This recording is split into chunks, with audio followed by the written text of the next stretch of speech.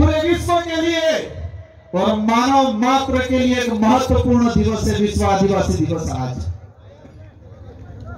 आज ये विश्व आदिवासी दिवस हमारे पूर्व वक्ताओं ने बता दिया होगा उसका कब घोषणा हुई, कब से मनाया जा रहा है, इसका उद्देश्य क्या है और इतने समय में 1994 से लगा के आज तक कहां कहां मनाया गया, किसने मनाया गया, कौन रुचि ले रहा है, किस सरकार ने रुचि ली, इस दिवस का उद्देश्य किसने बताया, आप सब बड़ी बातें जानते हो, पूर्व वक्ताओं ने बता दिया होगा।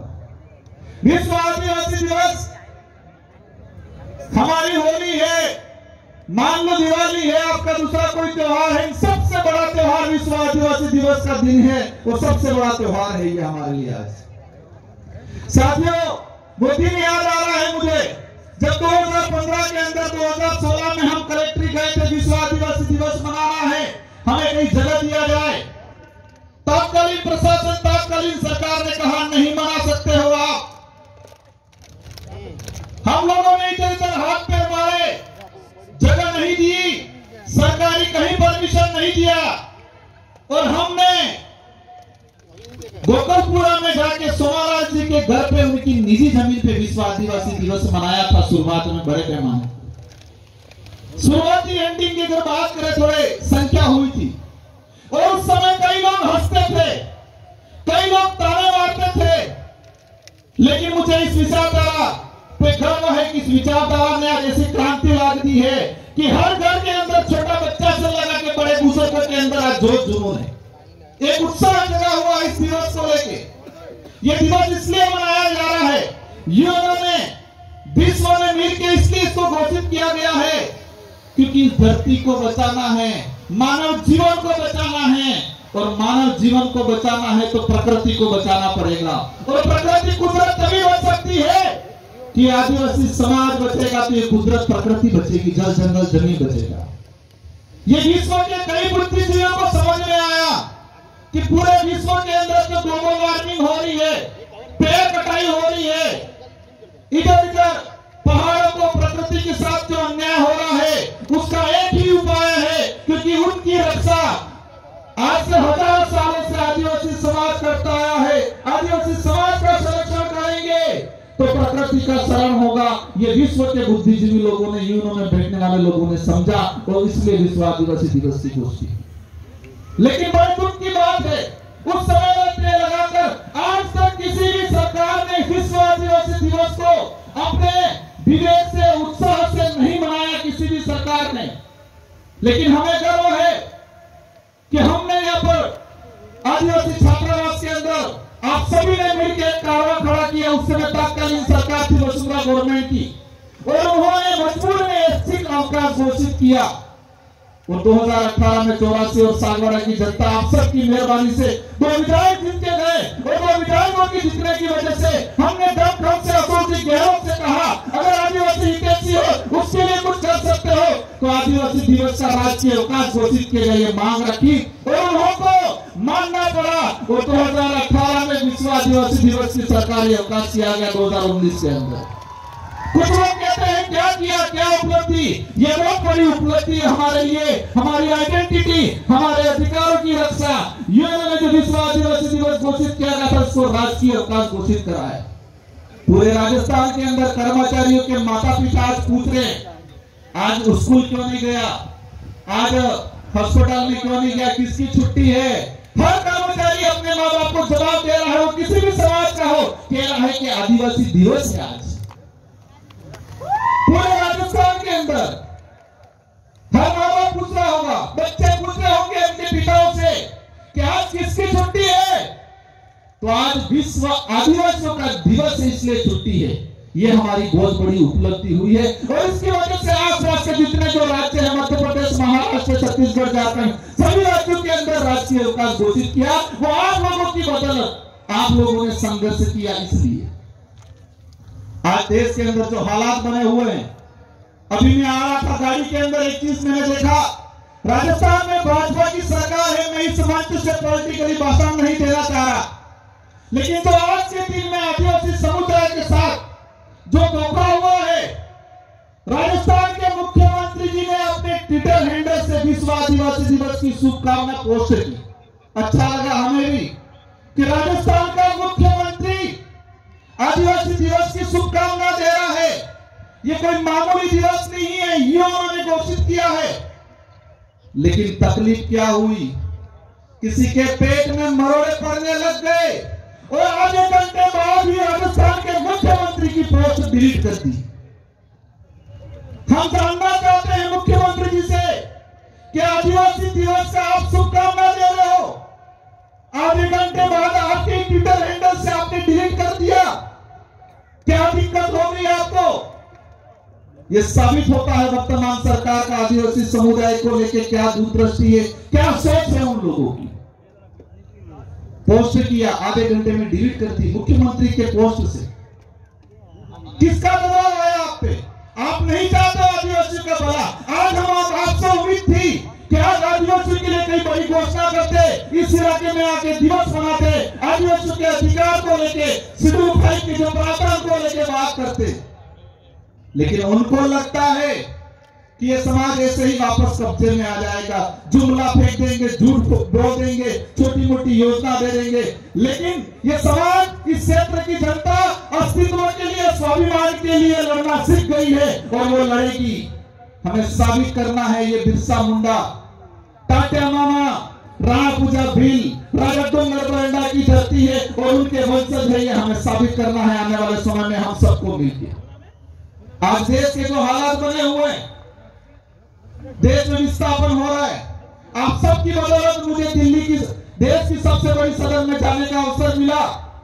मैंने एक डाटा निकाला, पिछले 5 साल के अंदर कितने आदिवासी विस्थापित हुए अलग अलग प्रोजेक्टों के नाम से। टाइगर प्रोजेक्ट के नाम से पिछले 5 साल में 2.5 लाख आदिवासियों को विस्थापित किया इन सरकारों ने। अन्य सभी परियोजना मिला के पिछले 5 साल के अंदर 4 से 4.5 लाख आदिवासियों को विस्थापित किया गया है इस देश के अंदर। आज तक का, आजादी के बाद तक का, अब तक का इतिहास उठा के जब देखते हैं, इस धरती पे अगर सबसे ज्यादा कोई विस्थापित हुआ है परियोजना के नाम से तो आदिवासी समुदाय विस्थापित हुआ है। लेकिन इन सरकारों को समझा है कि आदिवासी समुदाय जग चुका है, समझदार हो चुका है, अब आपको मुंह तोड़ जवाब देने वाला है आने वाले समय के अंदर। ये कार्रवाई यही नहीं पूरे देश में चलने वाला है। साथियों, एक बात और मैंने देखी, हमारा जो इतिहास है आजादी से पहले का, मानगढ़ हत्याकांड देख लो, बिरसा मुंडा का आंदोलन देख लो, देश के कई गांवों में आदिवासी महापुरुषों ने जल जंगल जमीन की, स्वाभिमान की, हक अधिकार की लड़ाई लड़ी, लाखों लोग मारे गए। इस देश के इतिहास में अगर देखते हैं तो सबसे ज्यादा अगर कोई आजादी की लड़ाई, आजादी के बाद की लड़ाई में अगर किसी का मर्डर हुआ है, उनकी हत्या की गई है, तो आदिवासी समुदाय की गई है। आजादी की लड़ाई में सबसे ज्यादा अगर किसी शहीद हुआ है तो आदिवासी समुदाय हुआ है। अन्य समुदाय भी हुए हैं, हम किसी पे कटाक्ष नहीं करना चाहते, लेकिन संख्या की बात करें तो आदिवासी समुदाय की सबसे ज्यादा संख्या है। लेकिन साथियों, इस देश में बच्चों को पाठ्यक्रम पढ़ाया जाता है, 6ठी क्लास हो, 12वीं क्लास हो, एनसीईआरटी की किताब हो, सीबीएसई की हो, या किसी भी गवर्नमेंट, राजस्थान सरकार, देश के अन्य राज्यों का सिलेबस है, देश का जो सिलेबस है, इन सारे सिलेबसों के पाठ्यक्रम में मैंने एक बात देखी, आदिवासियों का इतिहास कहीं नहीं पढ़ाया जाता है। अभी एनसीईआरटी ने कई चेंजिंग किए हैं। आदिवासियों का जो बचा कुचा कुछ इतिहास था, उस इतिहास को सिमट दिया गया। हमारे संत सुरमाल महाराज की आंदोलन हो, गोविंद गुरु महाराज का आंदोलन हो, साथियों बात याद आ गई। अभी कुछ लोग कह रहे हैं माहौल बिगड़ गया है इस इलाके के अंदर। मैं जो उपद्रवी बचाने करने वाले, किसी को लड़ाई झगड़ा करने वाले, पी के मारपीट करने वाले, पत्थर मारने वालों के पक्ष में कतई नहीं हूं और नहीं रहूंगा। और मैंने आज तक रिक्वेस्ट किया पुलिस प्रशासन से ऐसे लोगों पे सख्त कार्रवाई की जाए। लेकिन एक बात बताना चाहूंगा आप लोग को, अभी एक माहौल बनाया जाता है मीडिया माध्यम से कि माहौल बिगड़ गया है, माहौल बिगड़ गया है। बड़े बड़े नेता आके हमारे समाज पे लांछन लगाते हैं और कहते हैं माहौल बिगड़ गया है। माहौल बिगड़ा है। माहौल क्या बिगड़ा है? वो लूटते थे, लूटना बंद हो गया, वो माहौल बिगड़ा। वो इस समाज को बेवकूफ बनाते थे, बेवकूफ बना के समाज को इकट्ठा करते थे, वोट लगते थे, वो माहौल बिगड़ा। वो माहौल बिगड़ा, उनका माहौल बिगड़ा। बारी बारी से राज करते थे, वो माहौल बिगड़ा है। होती है घटनाएं कुछ, लेकिन मैंने प्रशासन को कहा है कि कहीं पर भी पत्थरबाजी हुई, वो आदमी कहां दारू पी के आया वो पता करो। किस सरकार के ठेके पे, सरकारी ठेके, रात की 10-10 बजे तक इकट्ठा रहता है, प्रशासन चुप रहता है। और हमने ये गोविंद गुरु महाराज, संत सुरमाल महाराज की धरती है। हमारे पुरखों ने शराब को लेकर आंदोलन छेड़े थे। हम लंबे समय से कह रहे हैं कि इस इलाके के अंदर शराबबंदी होनी चाहिए, लेकिन हो नहीं रही है। और भी दुकानें बढ़ाते रहे, रात की 12-12 बजे तक दारू बिचवा रहे। एक बात और बता दें आपको, ये लोग कहते हैं नारियों का सम्मान करेंगे, उनको शर्म आनी चाहिए। महिलाओं के लिए दारू की अलग से ठेके खोल रहे हैं ये लोग। दारू की दुकान पे लिख रहे हैं कि ये महिला के लिए दारू की दुकान है। साथियों, बातें बहुत सारी हैं, लेकिन हमारा एक ही आंदोलन है। गोविंद गुरु महाराज, संत सुरमाल महाराज का जो आंदोलन था, उसको आगे बढ़ा रहे हैं। और हमारे इस इलाके में अगर सरकार बढ़ना चाहती है तो दारू विहीन होना चाहिए। होना चाहिए कि होना चाहिए? हमारा गरीब आदमी खुद देसी कोई 2 बोतल बना लेता है, वो 2 बोतल बना के अगर पीने का काम करता है या कई 60-70 रुपए में बेच के घर गुजारा चलाता है, वहां कार्रवाई होती है। और वो आदमी, उसका कोई मेहमान आ गया, पूजा पद्धति है, तो उसको सरकारी ठेके पे 800-1000 रुपए में बोतल लानी पड़ती है। जो काम 60 रुपए में हो रहा है, वो काम ये लोग 1000 रुपए में करवा रहे हैं और कह रहे हैं माहौल बिगड़ गया। आपने कोई पामना आदमी की तो 8 रुपए में बोतल बाजार पीवा वालों बुजुर्ग आदमी का 8 रुपए में काम था नहीं था। लेकिन ये सरकार, यहाँ का प्रशासन उस गरीब आदमी की बात कर रहा है, उसको कह रहे हैं कानूनी कार्रवाई की कह रहे हैं। लेकिन बाहर रात की 10-10 बजे तक अंग्रेजी शराब बेचने वाला ठेके खुले रह रहे, वहां पर कार्रवाई नहीं कर रहे हैं ये लोग। इसलिए हम सबकी जिम्मेदारी है, जो विशेषकर युवा साथी है, उनको कहना चाह रहा हूं मैं कि दारू हमें बंद करना चाहिए। इंग्लिश दारू तो बिल्कुल बंद करना चाहिए। इंग्लिश के लिए हाथ खड़े कर दो सब। पैर बंद रात्रि जाए गाड़ी जो नहीं हो। तो आज धर्म को लेकर माहौल बना रहे हैं ये लोग। मैं बांसवाड़ा गया था, एक कार्यक्रम में एक आदमी को पोस्टर, दारू पिला के पोस्टर पकड़वाया था।